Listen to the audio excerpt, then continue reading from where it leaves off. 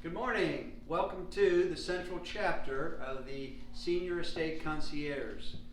We're here this morning as the Central Chapter, and our mission is to bridge the gaps in the senior service industry and provide a highly trusted, reliable, caring, and connected resource, solutions, and educational service organization for seniors and families dealing with life challenges and changes.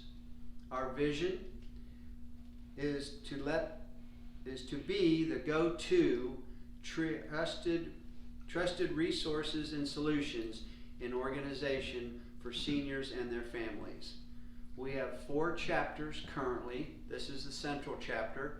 We have a Southwest Chapter down in the Sugar Land area, Southeast Chapter down in kind of more of the Pearland area, Northwest Chapter in the Cypress area.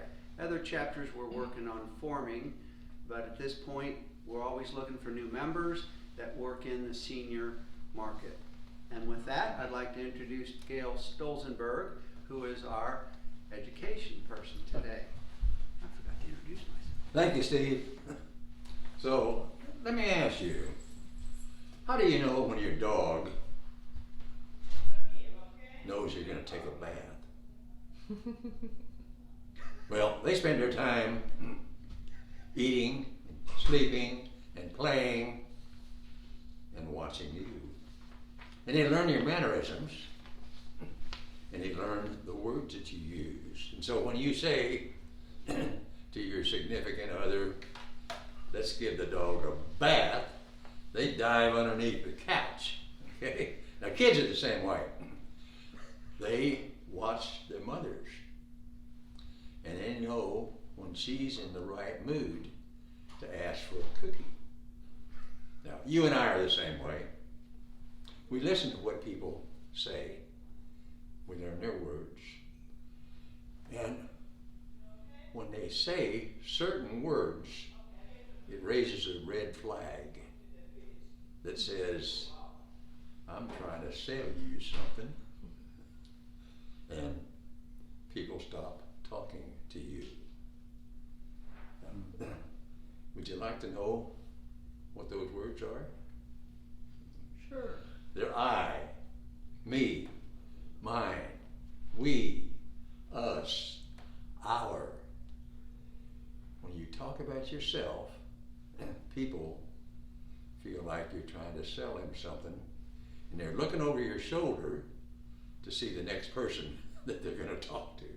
So stop talking about yourself and start talking about them.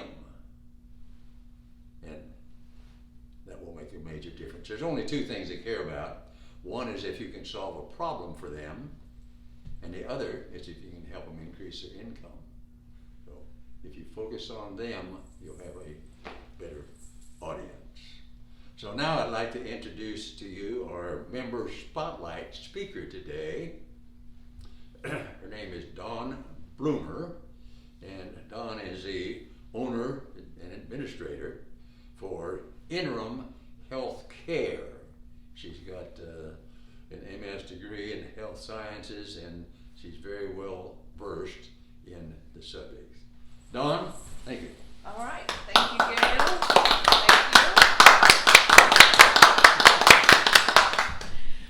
Well, I'm very grateful to Gail for asking me to be the member spotlight for December.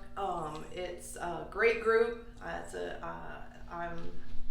Gail said, I know I'm going to talk about me a little bit, me and I, but it is about the rest of the community and why we're here. But that's one of the reasons I like this group so much, and it's been an important part of our introduction to the community, our involvement in the community. So my name's Dawn. I'm a nurse, first and foremost.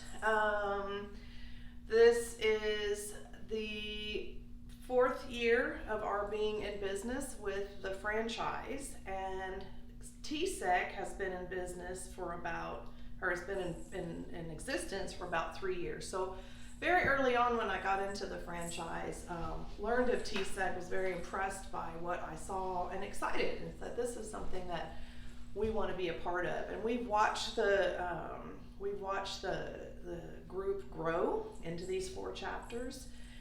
So I feel like it's a very important part of the Houston and general market to belong to and to network with the other members to improve our own business. So our business is interim healthcare, as Gail said.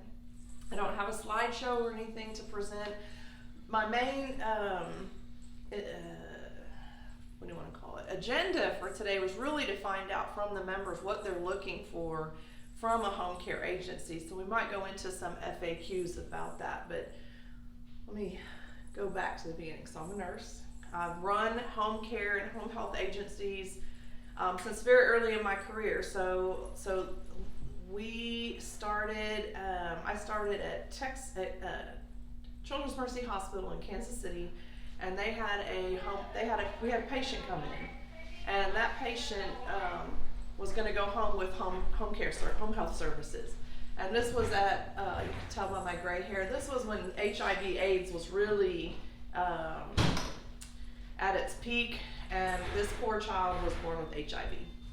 And he needed to go home. He was in the hospital for a long time, and he needed to go home with home health. And so I decided to join the local home health agency that he was going to be discharged to, and care for him at home. That's kind of where my home health career started. And from that, I became his home care nurse, and then I became other people's home care nurse, and then I became a home care supervisor. And about that time, my next chapter was to go work overseas. So why am I going into me and I? Well, another different part of this presentation is we kind of know institutionally and structurally what a home care agency does, but I did want to take the opportunity for the membership to know a little bit more about me as a person and my background. Maybe it'll stick. Excuse me. Maybe there'll be something you can connect with and relate to. So, interesting fact that I went and worked overseas. So worked overseas in the Middle East for 5 years, and I was a nurse for the Saudi government and for the Abu Dhabi government. And then that's where I got into technology and information sciences. Obtained my master's degree, graduated with my master's degree, ended up being offered a job back in home health again. So I had come kind of full circle at this time. And I worked for many, many years for a large national home health company administering their Medicare certified home health agency. And that ended up with working as a director of compliance after administering the agency for several years. Compliance became my passion. So why is that important to what I do? It's still my passion. So one of the hallmarks and trademarks of the culture of our agency is compliance. And what is compliance? It's basically doing the right thing, right? So we are totally committed to wanting to do the right thing by our clients, by our employees, by understanding the rules and policies that go into running an agency. And I am going to spend a little time about the differentiator between an agency and hiring someone privately. So that's building up into that. So became very passionate about compliance, became certified in healthcare compliance, and committed to that profession, really. That company did have a buyout, and they had a big acquisition where my position ended up requiring me to move, and I didn't want to move. So that was a turning point for me. What am I going to do next? I've been a nurse for a long time. I've worn a lot of different hats at this point. Done bedside care, I've done administration, I've done a lot of things over. I didn't even tell you all everything I've done. That was just some of the things I've done. So what was I going to do next? And so I started looking at selling cruises. So I still do that on the side. So that was something I took some time and did something fun and learned about the travel industry and how to sell cruises. So I do that a little bit. But then I thought, I'm not going to go back to work for anybody. That was like the decision at that point in time. And I looked into franchises. And interim healthcare was really one of the first one I looked at, and it ended up being, there became no pathway off of interim healthcare. So franchise, so what is a franchise? A franchise is obviously a business model where you work with a strong brand that has infrastructure that can help you succeed in that specialty. And it is a territory limited. So you go in and you say, this is the territory that, if it's available, that you want to grow your business in. And what I really like about working with interim healthcare is I do feel like I have the same model as I did when I worked for a very large company. We have a corporate office, we have corporate infrastructure, we have resources for policies, procedures, paperwork, vendor partners that help support our business. And that's a big difference from someone who just tries to start organically. You know, we have our policies and procedures, we have a compliance team. I actually have a vice president who oversees our market. And we also have the benefit of many other owners across the country that are there to support us and help us to be successful and learn best practices. So this territory that we purchased is the Southeast Territory. Since we started 4 years ago, we've acquired a second territory. So we now own what's called Galveston, and we did actually just recently open up a second office in Kemah, like this month. So we're expanding, and so this has been contrary to what Gail said about not talking about I, we, ours, and everything, but it is a little bit of my story as the owner for this franchise and in this market. So what do we do? So I've taken that nursing background, I've taken that compliance background, and taken the franchise model, which says, let's start with, you want to start your agency with home care, personal care services and supports. This is generally a service where someone needs help to be cared for at home safely with the right help at the right time, and that care can be provided in their home or even in a community like where we are today meeting. And it goes beyond that. We can help with transitions. So if someone's moving from a home to a community, sometimes those transitions can be very stressful, and we can do very small amounts of care and have somebody there dedicated to that person and making their transfer from home to a community successful while they introduce themselves and accommodate themselves to a new environment. Most of those services are paid for privately. There's not really, this is probably a question that we get a lot and an assumption that we get a lot, that Medicare will pay for these services.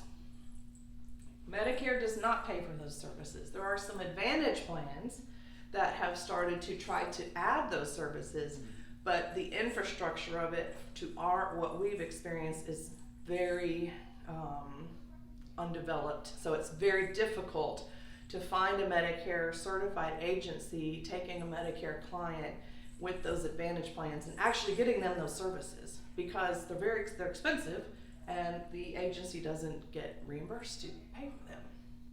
So, and the other myth that when it does happen, it's small amounts. So they're going to have a very small amount of care, and we are in network with some of the companies that are going to give those small amounts of care. But the expectation sometimes, or the assumption, is that Medicare is going to pay for all of these caregivers to come to their loved one's home and provide a lot more care than what the benefit allows, if it allows it at all. So Medicare will cover, what they will cover is like a caregiver to come in and give a bath. So if you need us a visit and someone comes in, when bathing to us seems fairly easy and straightforward, but as you age, that might become a challenge. And so the Medicare benefit will allow a caregiver to come in, but just to give the bath. And so our services come in when it's more than just a bath. We're going to help with a meal. We're going to help make sure the dog gets fed and you can keep your pet with you if that's important to you. We're going to help you get to your physician appointment. We're going to help you make sure to remember to take your medications, that you're dressed well. And if these are important tasks, they take more than just a visit. They take someone there for several hours at a time. We have clients that get 4 hours a week. We have clients that get 24 hours, 7 days a week. It's just, what is it they need to help them feel safe? So most of that is private pay. So people are paying cash money to have someone come in and take care of their loved one. Are there resources to pay for those services? There are some. So we work with veterans. If there's a veterans benefit, we're going to work to navigate, is that a benefit that's viable? Are they going to qualify for it? And there's actually several types of veterans benefits. So it can be an aid and attendant benefit, and then there's other benefits that come through more of a case management. They're just different. So we will work with someone, and that's almost one of the things we're going to ask anybody that's looking for services. Have they been in the service? Do they have a history of service? So that we can run through and help them find out if there's something that we can help them provide under the Veterans Program. Then we have long-term care benefits. So, and just those two things are important parts of this network. We've seen people who can help find funding for these services within this group. We have found people that can help understand veterans benefits and Medicare benefits.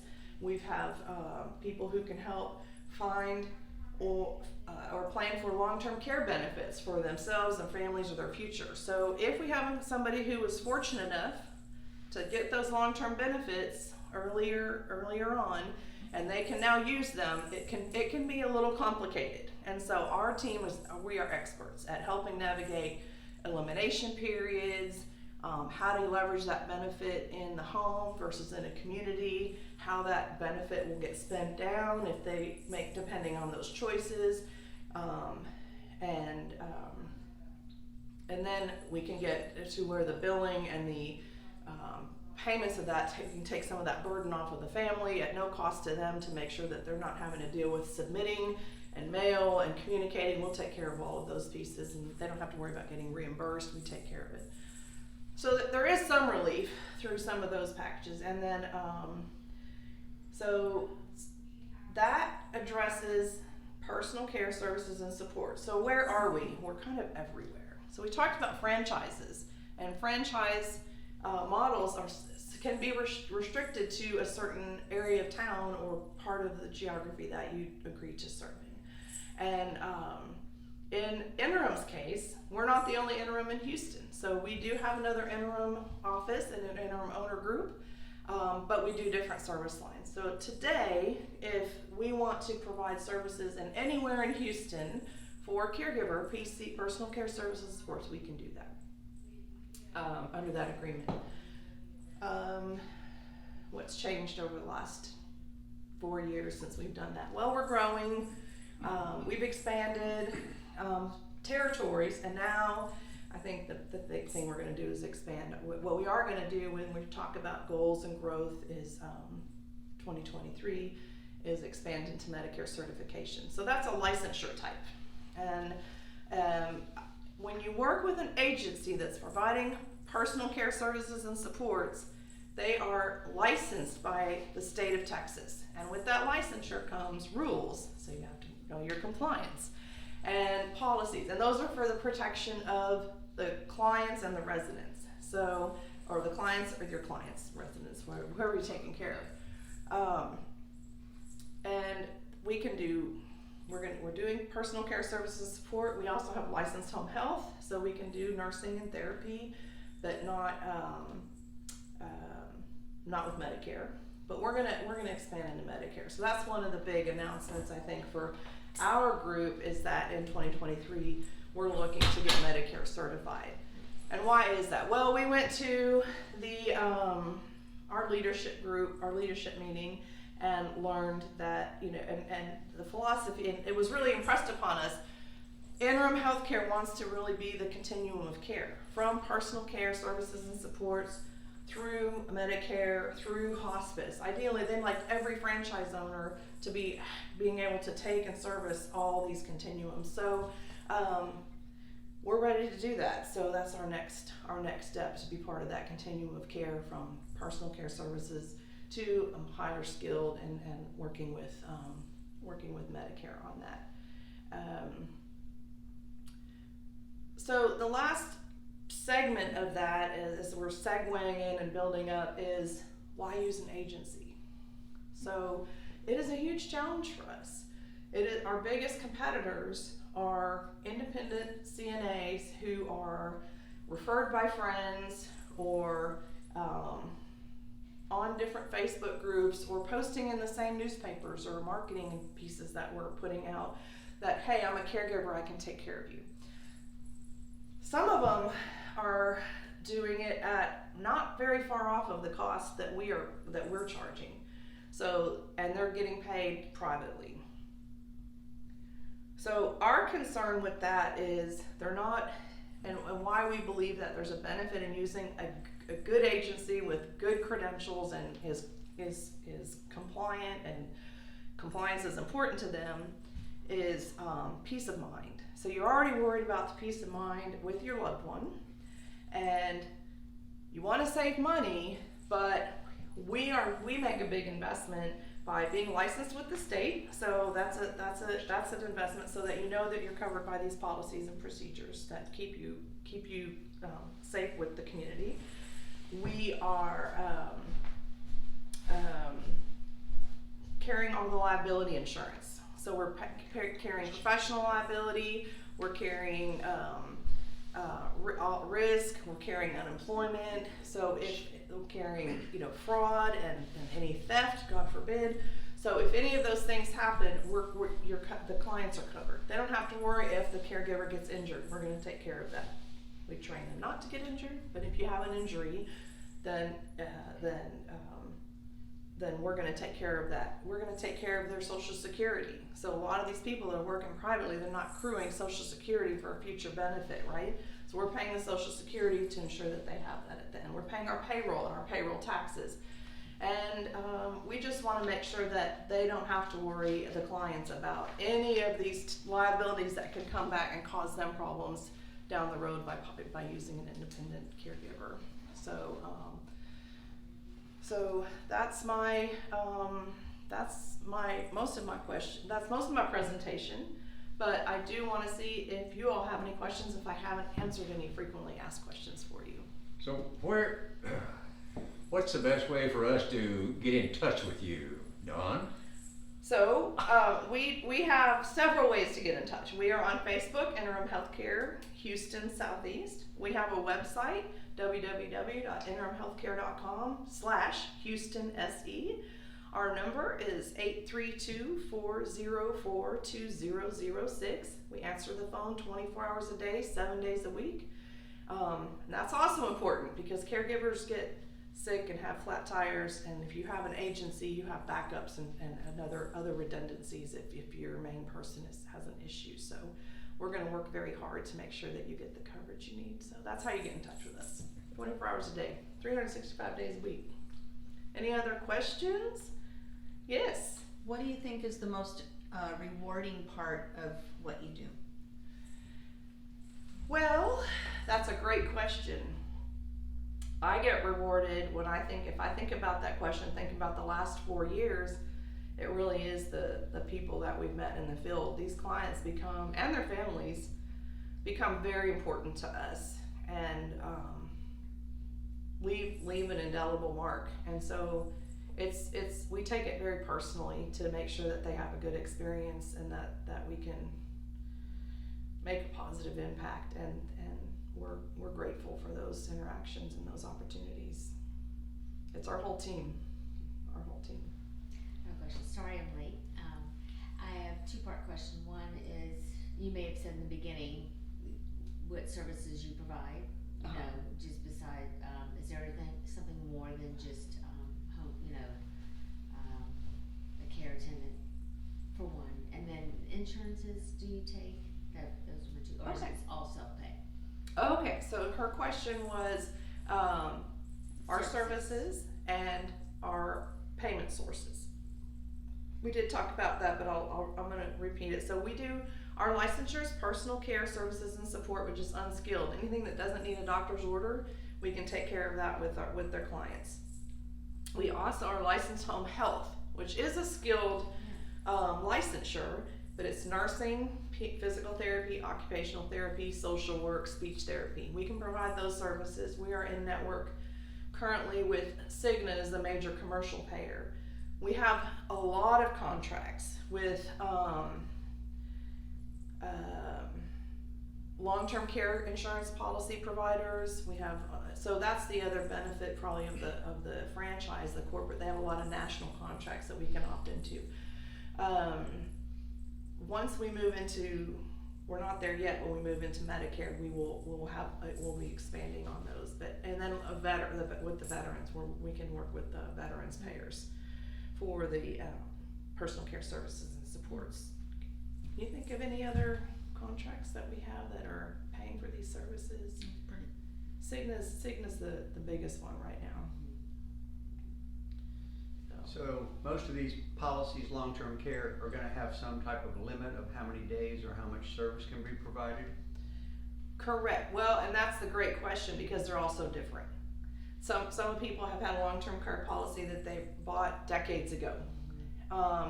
Some of them are newer. So the policies can be limited. Some of them are great policies that have no limits or very generous limits. The newer ones, that starts getting a little more restricted.